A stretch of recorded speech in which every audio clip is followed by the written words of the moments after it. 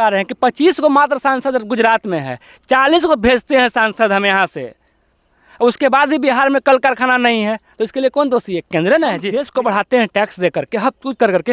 और हमारा परिवार का इलाज करवाना हो तो सरकारी अस्पताल में जाएंगे, और आपको इलाज करवाना है तो आप जाइएगा बढ़िया बढ़िया अस्पताल। लोकसभा चुनाव के अंदर 60,000 करोड़ रुपया खर्चा हुआ था। एक ये जो अमाउंट है, देखिए अभी होल है रात्रि के समय, और हम रात्रि के समय में एक ऐसे युवा से जा रहे हैं बात करने के लिए जो देश के हित में क्या सोचते हैं। और चुनावी मुद्दा इतनी ज़्यादा है इंडिया में, क्योंकि लोकसभा का चुनाव होने वाला 2024 का, और एक तरफ मोदी जी 400 पार का नारा लगा रहे हैं, और एक तरफ चल रहा है मुद्दा कि भाजपा भगाओ और देश बचाओ। तो हमारे साथ एक युवा हैं और गाड़ी पे बैठे हुए हैं, इनसे कुछ बात करेंगे। क्या नाम हुआ? सर्वप्रथम तो आपके चैनल को मेरा नमस्कार। मेरा नाम पवन पांडे हुआ। अच्छा, पांडे जी हैं। जी, अच्छा, ये बताइए 2024 का चुनाव आ रहा है, आपका वोटर लिस्ट में नाम है कि नहीं? वोटर लिस्ट में बिल्कुल नाम है। इसके पहले हम वोट भी किए थे, लेकिन इस बार जो हम हैं वोट को नोटा दबाने वाले हैं। मतलब हम किसी भी पार्टी को वोट नहीं करने वाले हैं।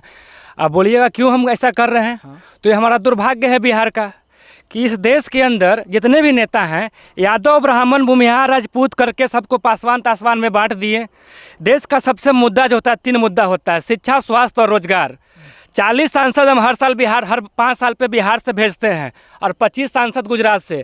गुजरात का देखिए स्थिति क्या है, कितना रोजगार है, और हम बिहारियों के पास देखिए कितना रोजगार है। बिहारी सिर्फ गाली सुनने के लिए बना है जी, बाहर जाकर रोजगार करेगा जी? हैं?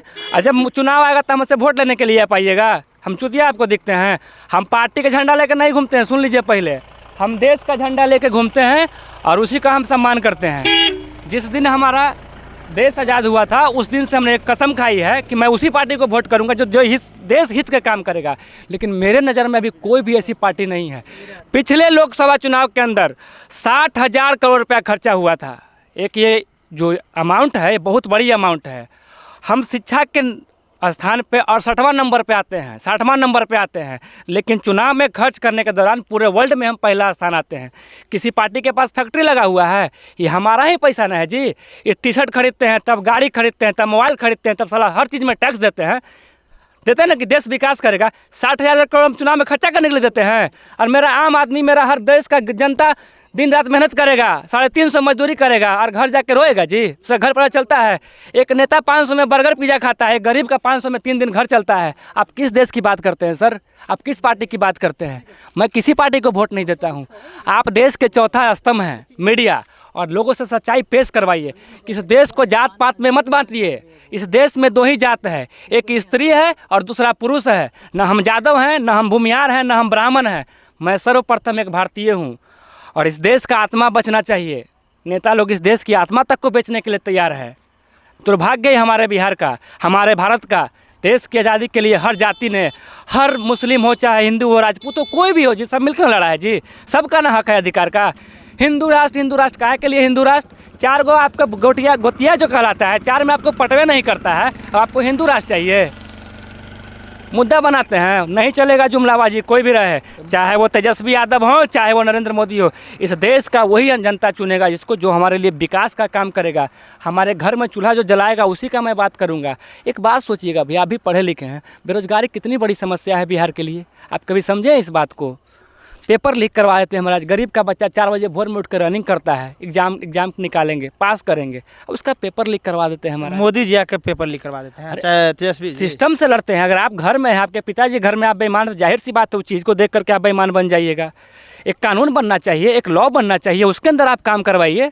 हर चीज़ के लिए आप गजब सरकार चुनते हैं हम आपको। अगर बिहार की आबादी 12 करोड़ है तो कम से कम 5 लाख वोटर हैं, 5 करोड़ वोटर हैं, तो आपको चुन के हम सदन में भेज रहे हैं, आपको चुन के हम विधानसभा भेज रहे हैं। काय के लिए? दलित की राजनीति का देखिए वो सबसे बड़ा मुद्दा क्या था। आज किसी भी मुसहरी क्षेत्र में जाइए आप देखिएगा, नाली रोड पे बहते मिलेगा। उसका बेटा भी लंगटे होकर कटोरा लेके बेचारा ईमानदारी से भात खाएगा, उसमें सब्जी आपको नज़र नहीं पड़ता है। किस लिए? इसलिए वोट करते हैं कि आप 50 लाख की गाड़ी से घूमिए, दलित रहेगा। ब्राह्मण यादव भूमिहार राजपूत में लड़वाने का काम करिएगा, ये नहीं होगा। ये नहीं होगा। हम देश का झंडा लेके घूमते हैं, किसी पार्टी का नहीं। और जब तक मेरा सांस है ना इसमें, मैं देश का झंडा, भगतवादी हूँ मैं, भगत सिंह के विचारों का समर्थन करता हूँ। आज भी हम गुलाम हैं, पहले हम अंग्रेज़ों का गुलाम थे, आज देश के चंद गद्दार नेताओं का हम गुलाम हैं। और इस गुलामी से हम आज भी लड़ रहे हैं। हमारी एक टीम है जो नरकटियागंज समझे बेतिया में काम करती है समाज सेवा के नाम पे। हमारे टीम के अंदर पूरे 150 लोग हैं जो अभी पूरे टीम वर्क में हम काम कर रहे हैं।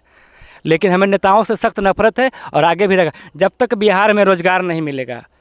अच्छा बताइएगा एक काम, हम देश को बढ़ाते हैं टैक्स दे करके, हम कुछ कर करके, और हमारा परिवार का इलाज करवाना हो तो सरकारी अस्पताल में जाएंगे, और आपको इलाज करवाना है तो आप जाइएगा बढ़िया बढ़िया अस्पताल में। बनिएगा होशियार, बुर्बक समझे हैं जी। आप नोटा का बटन दबा के देश के कितना आगे ले चल जाइएगा। नोटा इसलिए दबाएंगे कि हमको वोट के माध्यम से जो आपको लग रहा है कि जो भ्रष्टाचार। सर ये सुनिए सर मेरा पहले बात, आप देश का बार बार फिर से बोल रहा हूँ, देश का चौथा स्तंभ होती है मीडिया, और आप नेशनल मीडिया की तरह बिकाऊ मत बनिए। नेशनल मीडिया बिक चुकी है। मैं मोदी का समर्थक था लेकिन अब नहीं हूँ, पहली बात। और दूसरी बात क्या है सर कि हमेशा ईमानदारी से काम कीजिए। ये माइक है ना, बहुत बड़ी ताकत है आप लोगों के लिए और आम जनता के लिए, इसको बिकने मत दीजिए। वोट का मुद्दा मत बनाइए, पहली बात। ये मुद्दा कहाँ से निकालिए, कहाँ कितनी गरीबी है, कहाँ कितना रोजगार नहीं मिला है। वो तो जातीय जनगणना और जब बिहार में जनगणना उसे तो पता लगा है कितना जनगणना। देखिए जनगणना पे तो हम नाखुश हैं, पहली बात। उतना रुपया खर्च करके जनगणना का किसी फैक्ट्री लगाते तो काम करता सर। बार बार बोले देश का आत्मा बचना चाहिए, तो कम से कम जनगणना के माध्यम से तो इतना पता चला ना कि हमारे देश में इतना गरीब का काम किया जी। बताइए कुछ अभी सोशल मीडिया में देखते हैं, यादव जी लोग बेचारा कहते हैं कि हम 14% है, बुमियार कहता है कि हमारे पास जमीन ज़्यादा है। अरे बुरबकवा, सब तो पहले भाई ना है हो। वो का यादव जी बैठल थे, कने गलती यादव जी को हल्थीन से वो का चाचा बैठल हथिन। अब चाचा से हमारा दुश्मनी है, लेकिन कल के डेट में लड़ाई हो तो कदे नहीं लगा। पंडित जी वो मार एक रहा हो सका ही नेता लड़ते तो कहो ना चाचा न लड़बहूँ, लड़ता थी कि नहीं लड़ता थी महाराज का क्वेश्चन सिस्टम बनावी थी नेता देश के, लड़वावे के काम करी थे। अच्छा तो ये बताइए ना, वोट एकदम नोटा के डाल दीजिएगा ऐसा एकदम नोटा के। आप जहाँ तक बात सुनिए, एक मिनट मेरा बात भी सुनिए। आप जहाँ तक बात के कानून बनाइए जो पेपर लीक करता है, तो उसमें राहुल गांधी का कुछ 5 गो या 6 गो लिस्ट जारी किए हैं, उसमें एक पेपर लीक वाला भी मामला जारी किए हैं कि जो पेपर लीक में पकड़ा जाएगा उस पर कड़ी से कड़ी कार्रवाई होगा। एक कानून गठित किए हैं, कुछ उस पर क्या बोलते हैं माने पैसा वाला जो है उन पे कुछ दंडित भी किया जाएगा। देखिए तो उस पे अब राहुल गांधी जी राहुल गांधी की सपोर्ट क्यों नहीं कर रहे हैं? सबसे बड़ी बात यह है कि ये चुनाव के समय 5 साल बाद ही जनता इस देश को जागती है, मतलब जगाने का काम नेता लोग करते हैं। लेकिन अभी मेरा देश जाग रहा है, धीरे धीरे जाग रहा है। जिस दिन सारा हमारा युवा भाई एक हो गया, ठीक ना, किसी पार्टी का झंडा नहीं लेकर घूमेगा, अपने क्षेत्र में अच्छा परिचय बनाएगा, ठीक है ना, जैसे मनीष कश्यप अभी जो काम किया था वैसे परिचय बनाएगा क्षेत्र में और सदन में पहुंचेगा ना, उस दिन हम खुश होकर उसको वोट करेंगे। अभी कोई नेता काम का नहीं है। आप मनीष कश्यप का जब चर्चा ही कर रहे हैं तो मनीष कश्यप तो लोग ये भी कहते हैं कि मनीष कश्यप बीजेपी का झंडा लेके पूरा बिहार में कूद रहा था। लेकिन अभी क्या है ना कि देखिए खुद जातिवाद नहीं करता है, और सबसे बड़ा इस बिहार का दुर्भाग्य है कि यहाँ जातिवाद में घोल दिया गया है। उस जिस दिन खत्म हो जाएगा जातिवाद, बिहार अपने आप डेवलप। जब सोचे ना, फिर से हम बात को दोहरा रहे हैं कि 25 को मात्र सांसद गुजरात में है, 40 को भेजते हैं सांसद हम यहाँ से, उसके बाद भी बिहार में कल कारखाना नहीं है, तो इसके लिए कौन दोषी है? केंद्र ना है जी। विशेष राज्य का दर्जा कहने दिया बिहार को?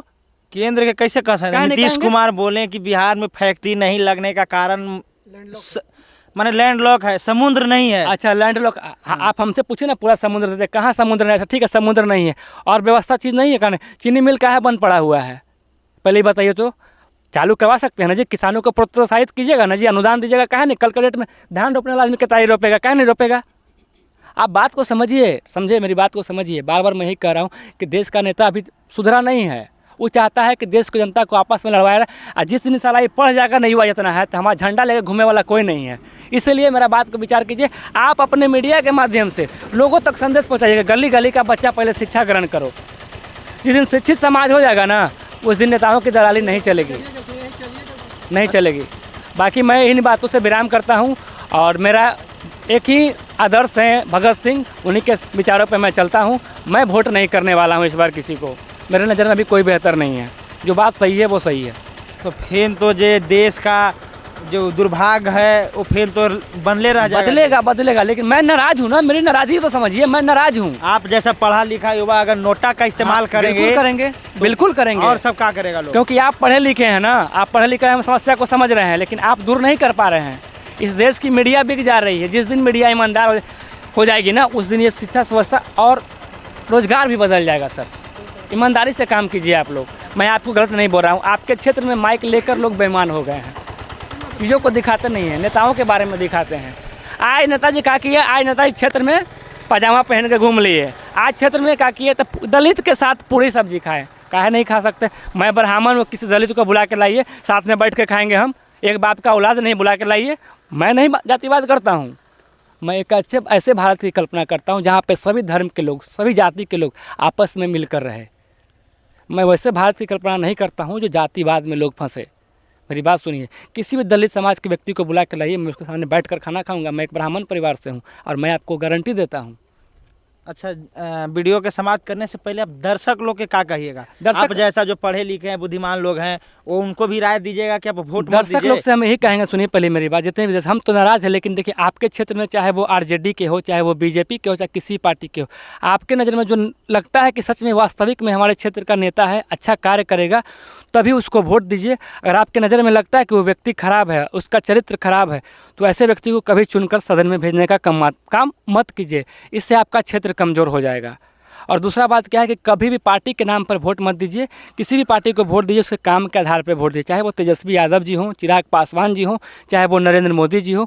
जो नेता आपके क्षेत्र में अच्छा काम किया है और उससे आप उम्मीद करते हैं, उसी को वोट दीजिए। क्योंकि पार्टी का झंडा लेके मत घूमिए, देश का झंडा लेके घूमिए। इन्हीं बातों के साथ मैं अपनी वाणी को विराम करता हूं। और किन्हीं बातों से मेरे किसी जाति धर्म संप्रदाय के लोगों को अगर ठेस पहुंचा होगा तो उसके लिए भी मैं माफ़ी चाहता हूं, क्योंकि इस देश का मैं एक युवा बेरोजगार हूं और दिल में बहुत सी चीज़ें हैं जो अभिव्यक्त नहीं कर सकता हूं, लेकिन करूंगा। बाकी के लिए जय हिंद, जय बिहार, आपका प्रिय पवन। चलिए।